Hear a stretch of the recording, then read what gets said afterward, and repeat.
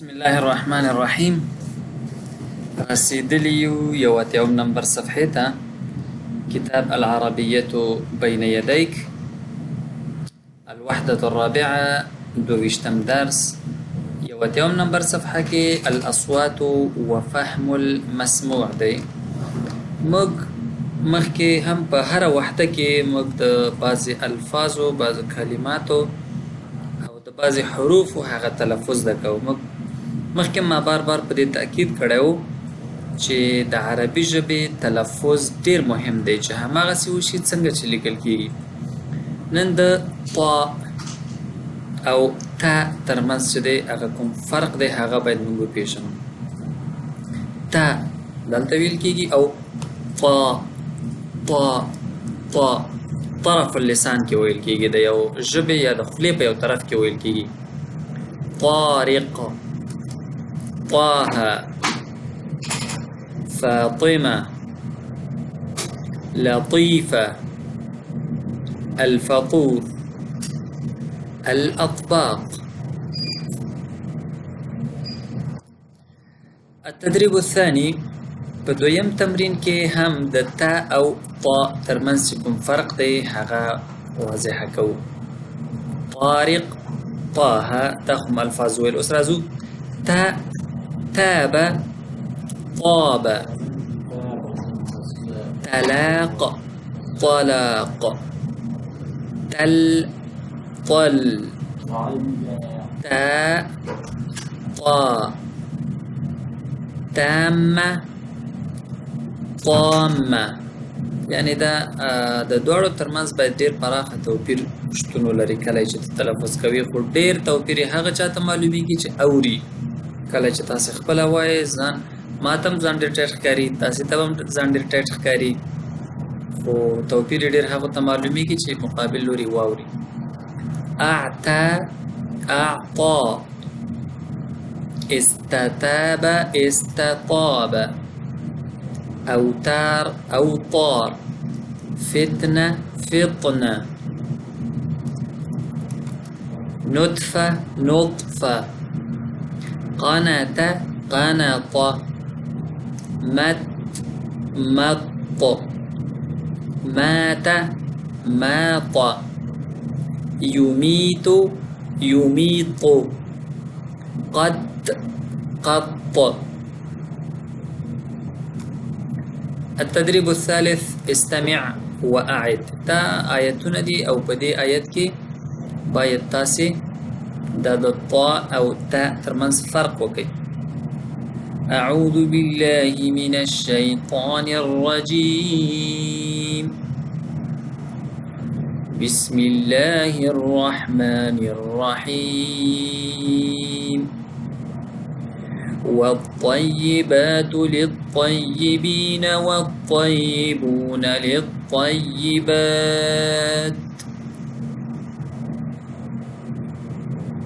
والطور وكتاب مسطور.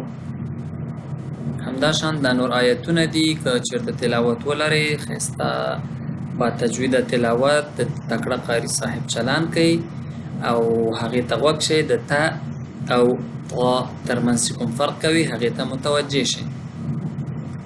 ثانیا په 2 صفحه کې په 2 درجه کې فهم المسموع دی. هغه څه چې مونږ یې اورو په هغې باندې پوهېدل دي. التدريب الأول استمع ثم ضع الرقم في المربع المناسب. غوږ شئ، زه چې کوم عدد وایم مثلا 1 وایم هغې کې چې دی یو څوک جارو کوي نو هماغلته تاسې فرض که 1 به چېرته ږدئ؟ دلته ږدئ، ځکه جارو دا کوي که نه. دا خو هغه جارو نه ده، هغه په لاس باندې چې موږ تاسو جارو کوو برقي جارو ده. نو دلته به چې زه کوم عدد وایم همغه به تاسې هملته په همغه خانه کې کېږدئ. یکنس غرفة الجلوس.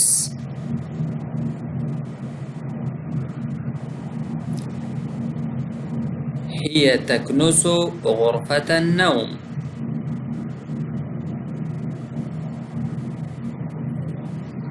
يقرأ القرآن.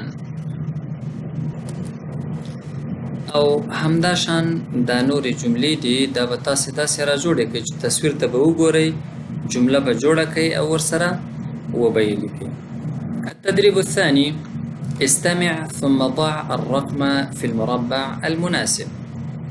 زه جملې وایم او تاسې د هغې جملې نمبر ته ګورئ او په همغه خانه خالي کې هغه نمبر لیکئ. واحد الحافلة. اثنان الأم تغسل الأطباق في المطبخ. ثلاثة أنا أصلي في المسجد. أربعة هو يقرأ الصحيفة. دواتيوم نمبر صفحة أو أسرزو بدرياتيوم نمبر صفحة كي استمع إلى الحوار ثم ضع علامة صحيح في المربع المناسب. يو جملة وايمة أو تاسي هغا أوري په ډېرې بخښنې سره یو ځل بېرته شاته ورځو. هغه د تلاوت کومه برخه چې وه په 81 نمبر صفحه کې دلته ما سره آډیو کلیپس دي هغه به زه چالان کړم تاسې دې تلاوت ته غوږ شئ او هغه تلفظ طا او تا ترمنځ چې کوم فرق دی هغه به انشاءالله تاسو ته واضح شي.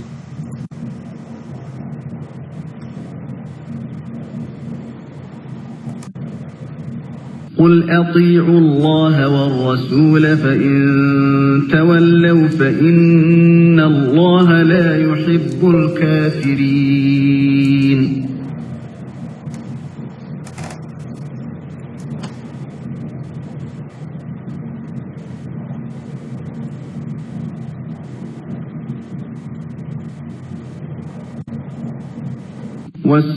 والسماء والطارق.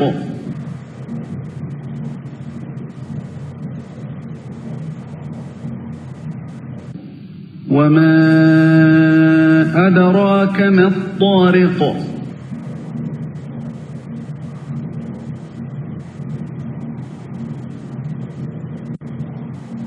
كلا لينبذن في الحطمة.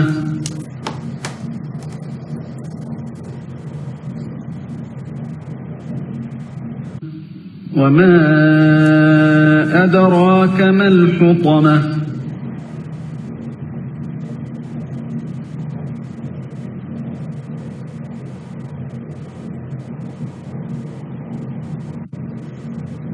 وأمطرنا عليهم مطرا فساء مطر المنذرين.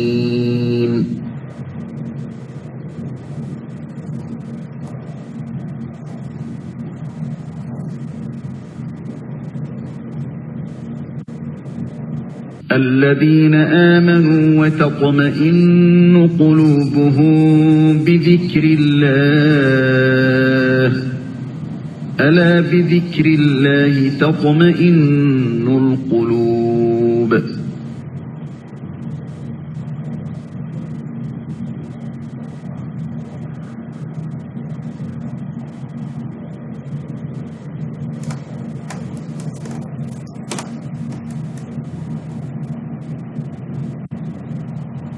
وعلى الذين يطيقونه فدية طعام مسكين فمن تطوع خيرا فهو خير له.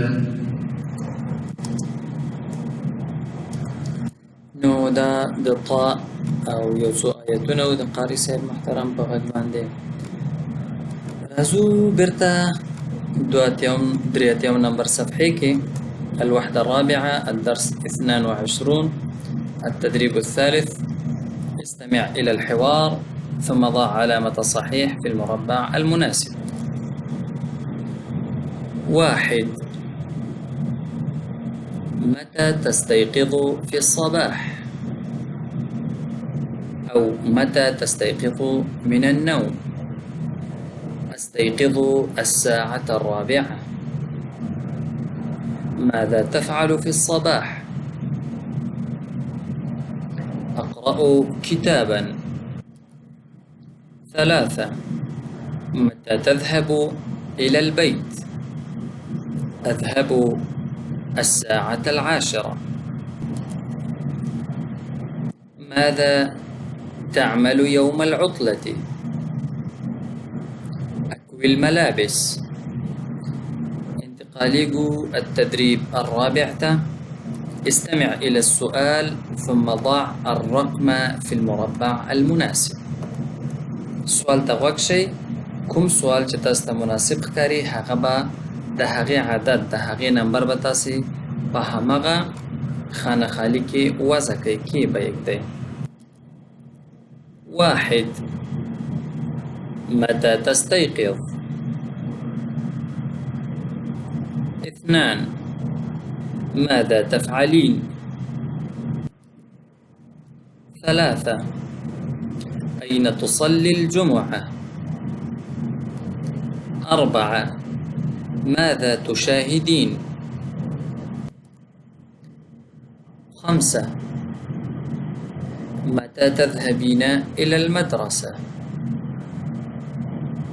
6. هل تذهبين بالحافلة؟ نداود دريات يوم نمبر صفحات سلورات يوم نمبر صفحة إن شاء الله راتلونك درس كالولو، ونلتقي إن شاء الله في الدرس المقبل، وإلى اللقاء القادم إن كنا أحياء. أستودعكم الله والسلام عليكم ورحمة الله وبركاته.